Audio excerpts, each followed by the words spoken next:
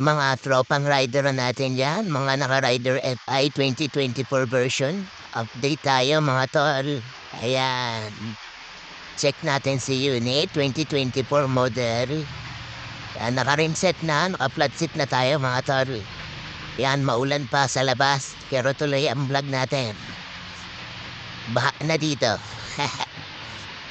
Okay, yan, maulan pa rin. Ito mga tol, update tayo sa caliper ni Raider FI 2024 version. Ayan. Dual piston pa rin siya, pero iba na ang sukat niya sa Raider FI 2021 version 2022.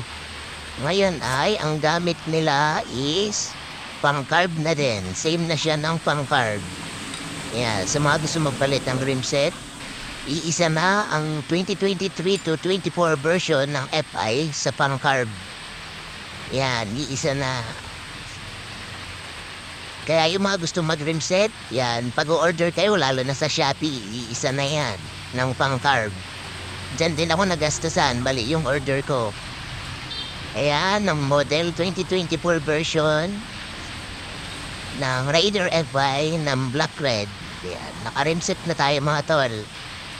Yan, yung mga gusto magbalak at nagaplanong mag-rim set, lalo na 23 to 24 version, pang-carb na ang ordering niya.